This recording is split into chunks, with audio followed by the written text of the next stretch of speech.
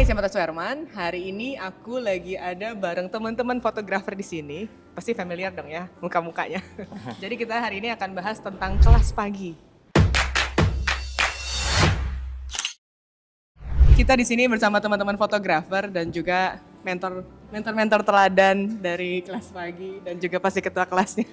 Yang terpaksa ngajar. Perkenalkan diri Anda.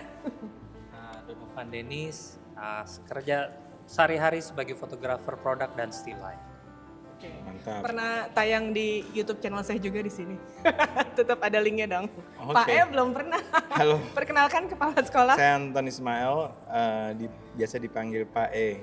Kalau Mbak Marta dipanggilnya Ci Marta. Kayak gitu, gue baru semalam manggil dia Ci.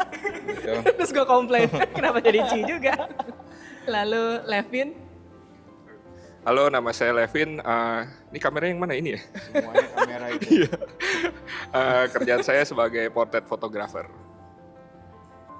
Halo, saya Gala Indiga, saya fotografer untuk kebutuhan industrial. Nah, dulu juga pernah bahas di sini di video sebelumnya. Cia, tetap Oke. dong ngeling sama yang lain gitu ya. Siap. Cerita dikit dong Pak E, kelas pagi tuh apa sih dan mengapa bisa terjadi kelas pagi? Cia. Untuk jadi kelas pagi kami tidak bisa berjalan tanpa bantuan teman-teman semuanya tentunya di sini. Karena kelas pagi itu adalah sebuah komunitas fotografi yang kami memang bergerak di bidang edukasinya, bukan hanya berkegiatan memotretnya, tapi juga di bidang edukasinya dan secara kolektif. Jadi kelas pagi itu ya sebuah ruang diskusi sebenarnya sih. Misalkan memang saya inisiatornya, tapi saya tidak pernah mengatakan saya sebagai pendirinya karena mereka ini semuanya ini bisa berjalan, dan juga di sini semua murid dan semua guru kita sama-sama belajar di sini, dan murid-murid juga bisa menjadi guru kami juga karena mereka membawa pengetahuan yang luar biasa luasnya gitu. Oke, udah berapa lama sih Pak E kelas pagi? Dari tahun 2006 Aku belum lahir berarti kayaknya. lu udah tua lagi. Dari tahun? 2006. Mm-mm. Berarti sekarang 2024, 18 tahun.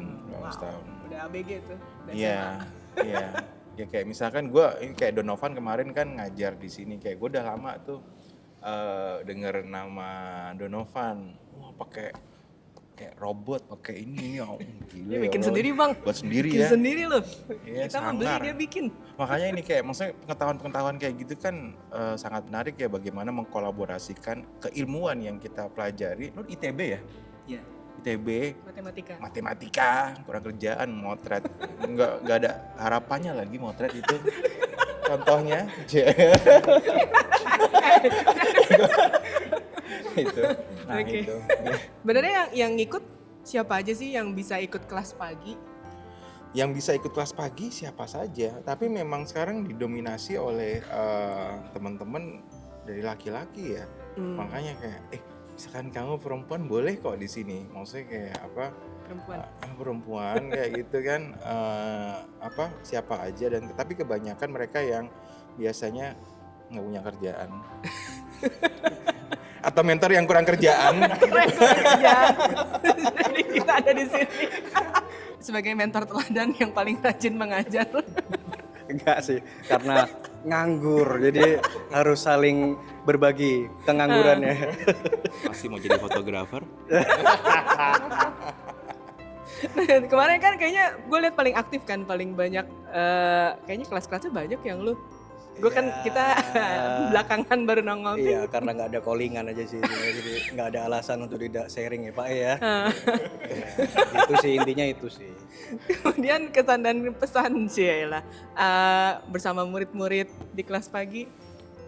Seru sih, berbagi pengalaman apa yang bisa di-sharing ke teman-teman yang rata-rata lebih muda ya. Gen Z nggak sih Pak E sekarang? Atau Gen Alpha? Gen Z ya? Gen Z. Terus aku juga akhirnya bisa mengerti bagaimana pola berpikir di kaum mereka ini. Gimana tuh? Ada deh. Seru-seru. Jadi aku kebetulan ngajar untuk dikasih tanggung jawab Pak E untuk membimbing teman-teman dari luar Jakarta. Jadi online. seru sekali. Mereka yang ada di Indonesia Timur selalu bermasalah dengan sinyal, upload file. kemudian listrik bergilir mati. Ternyata giliran mati listrik kalau di daerah itu bukan hitungan jam tapi hitungan hari. Gitu. Jadi sering kok si A menghilang ya gitu. Oh iya listriknya mati 3 hari.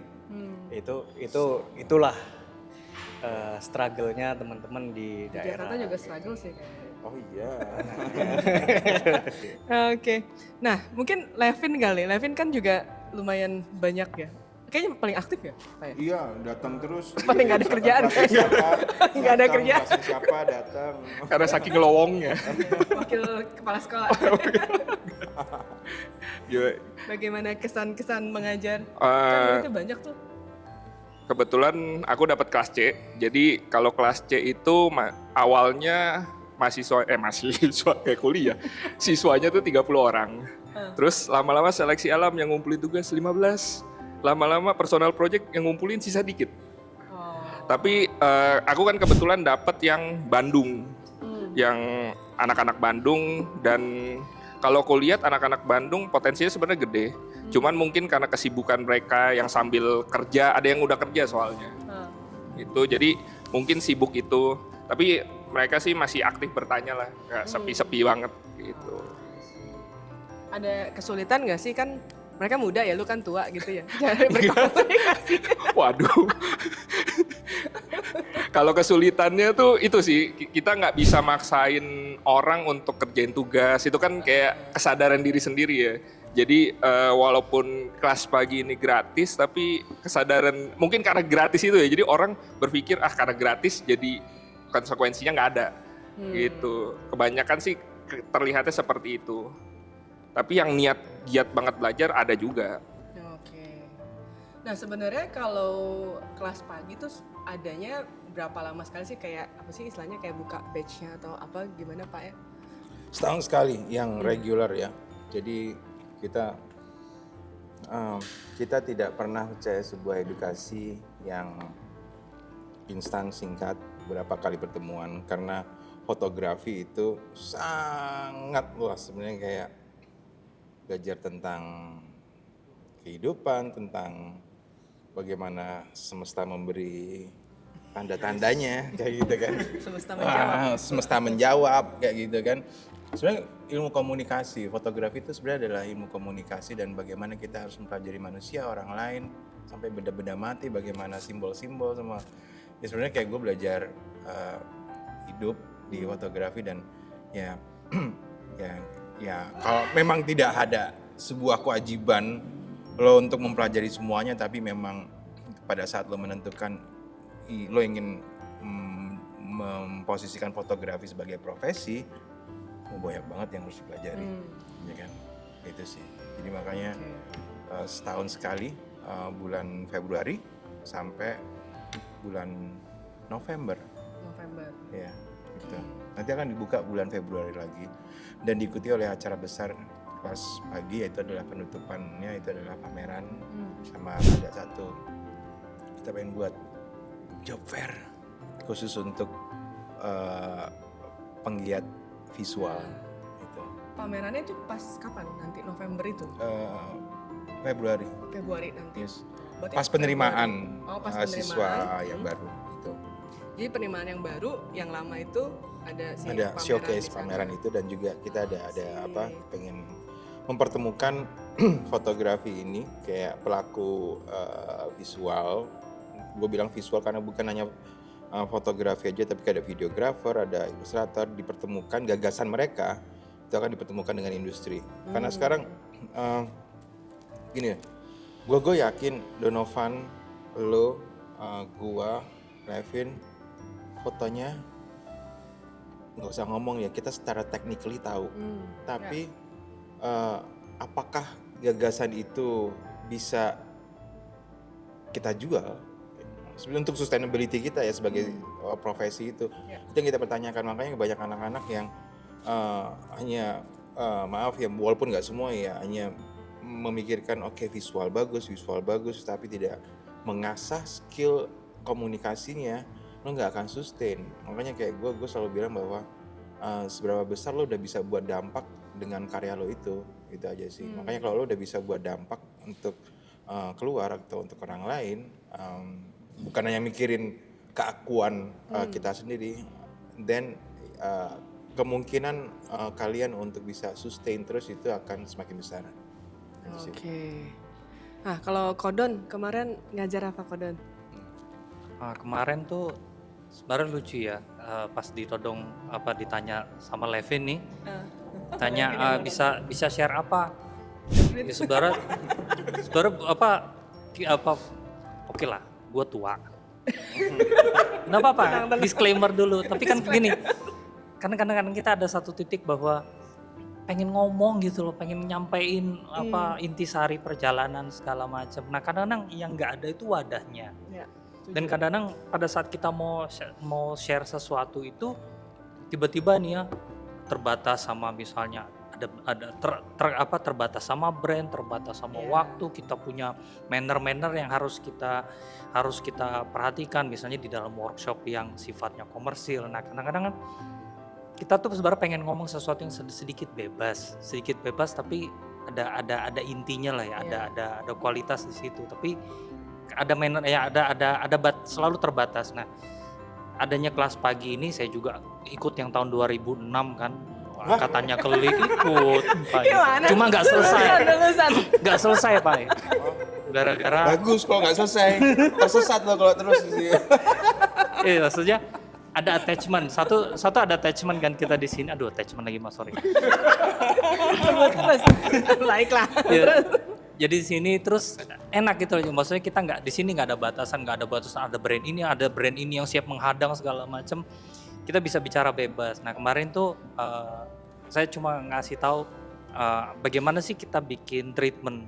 Pas pagi sebelum ngomong, ternyata pas browsing kelas pagi, astaga Pak udah ngomong soal ini, masalah treatment. Tapi pasti ada deh yang beda-bedanya, kan kita ada di dalam perspektif yang berbeda. Tapi mungkin benang merahnya pasti akan sama. Material lebih niat. Enggak, gue gak niat pas dengar aja.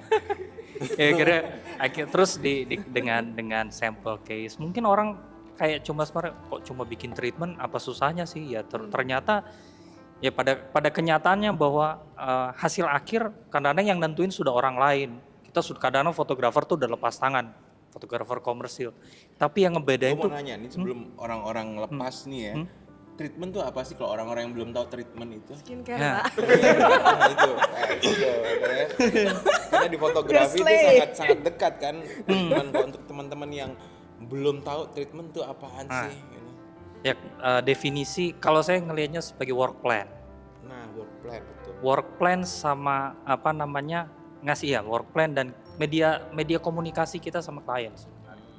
Jadi pada saat hasil akhir mungkin sudah ditentukan, karena kita kalau komersil kan aturannya banyak nih, aturan brand begini, aturan dari agensi begini, yang lain-lain.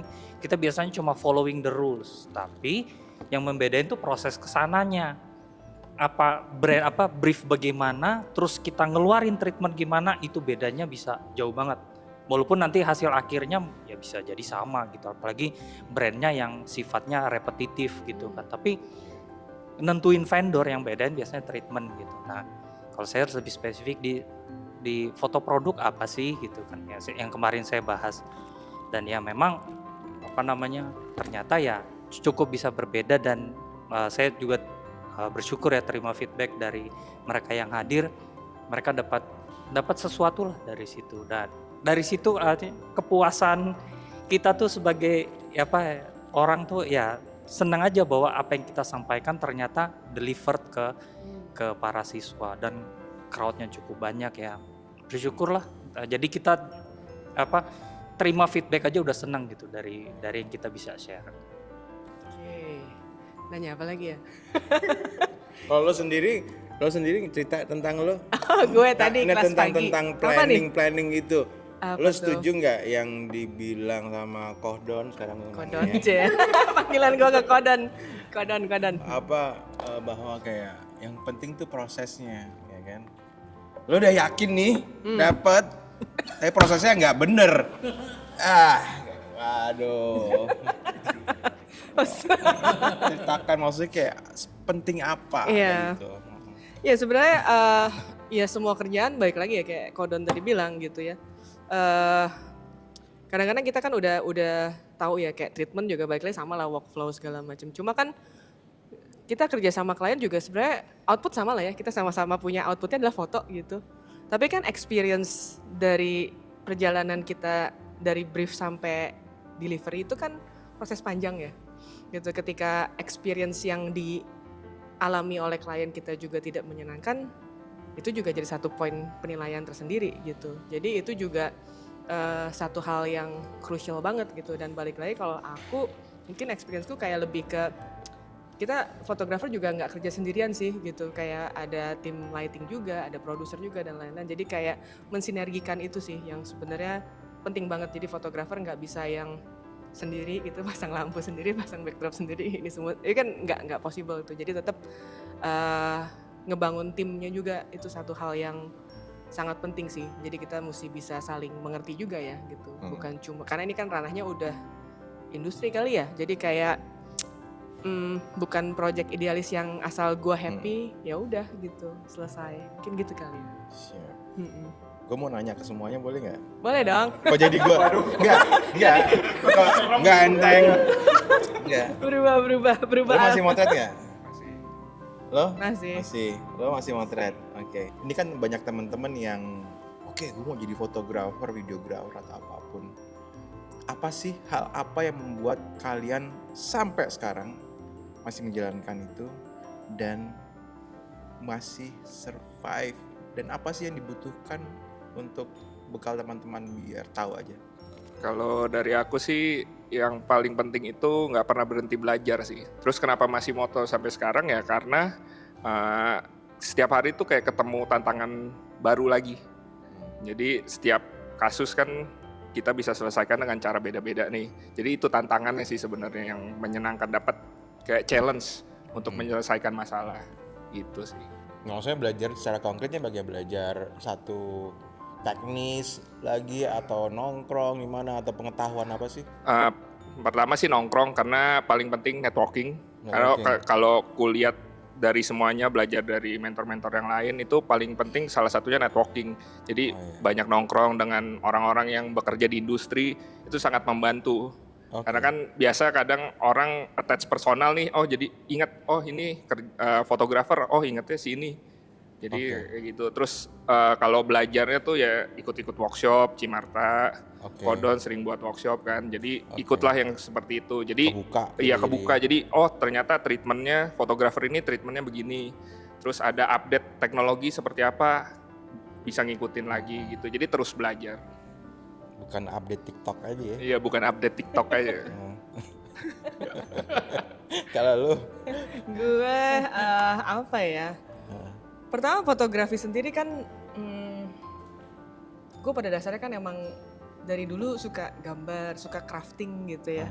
Jadi fotografi buat gue tuh, gue menikmati proses craftingnya. Walaupun kadang-kadang di beberapa hari nggak ngurusin crafting tapi ngurusin budgeting ya.